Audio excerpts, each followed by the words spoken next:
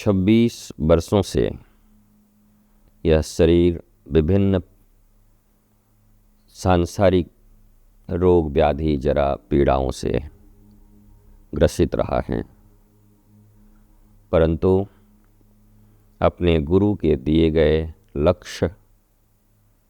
शास्त्र के दिखाए गए मार्ग और आध्यात्मिक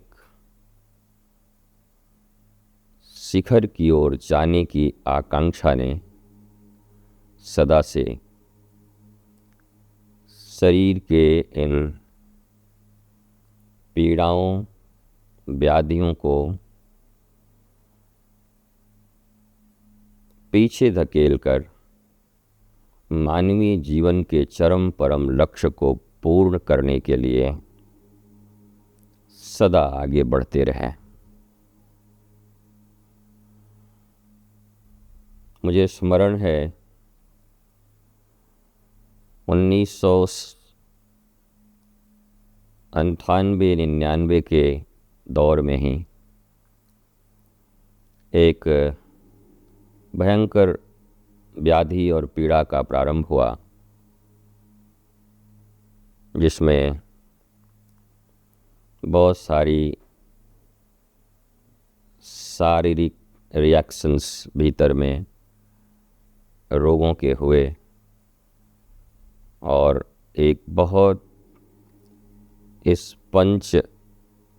भूत के शरीर को टिकाए रखने के लिए महत्वपूर्ण अंग लीवर, उसमें बड़ी खराबी आई। और तब मुझे याद है वर्ष भर तक चिकित्सालय में मैं उपस्थित रहा, वहीं एडमिट रहा और संयम के द्वारा, गुरु कृपा के द्वारा ये शरीर, जिस समय समस्त मेडिकल साइंस ये कहा करते थे कि जीवन 14 दिन से ज़्यादा का नहीं है,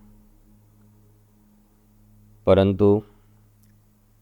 मानवीय जीवन के चरम लक्ष्य को प्राप्त करने और आध्यात्मिक जीवन को जीने की जिजीविषा ने और सबसे बड़ी ईश्वर रूप में ही सचल विग्रह एक गुरु कृपा और गुरु पर अटूट विश्वास ने निरंतर उसी समय से इस शरीर में जो क्षय प्रारंभ हुआ, लेकिन जिजीविषा और महाभारत के कर्म को करने की अभिलाषा ने इस शरीर को जीवित रखा। विगत 6-7 साल पहले फिर इस शरीर को एक भयंकर पीड़ा ने ग्रसित किया, एक जख्म के रूप में, घाव के रूप में, और वो फिर धीरे धीरे उसकी ऐसी प्रक्रिया मुझे याद है। जब पहली बार एक बहुत बड़े वैद्य चिकित्सक देखने आए तो उन्होंने कहा, अरे ये तो कैंसर है, ये तो चाला है, ये तो स्वस्थ होना बहुत मुश्किल होता है, इसको रोका जा सकता है। पर मेरी जिजीविषा बहुत तगड़ी रहती। जिस समय मैंने गुरु कृपा से उस जीवन को जो मृत्यु के करीब थी 26 वर्ष पूर्व, एक तरीके से उसे डिफीट कर जीवन को उपलब्ध हो, मुझे इस बात का सदा संतोष रहता है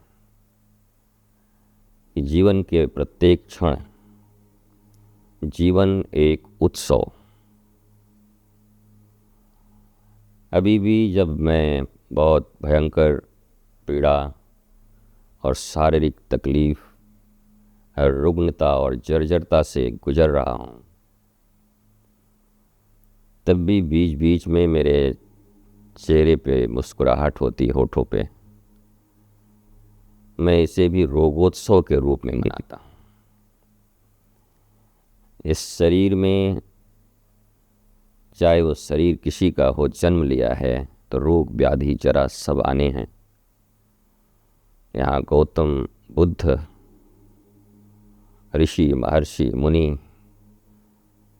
यहाँ तक कि ईश्वर भी जब ये शरीर मृत्युलोक में धारण करके आते हैं तो उन्हें भी इस शरीर को यहीं छोड़कर जाना पड़ता है।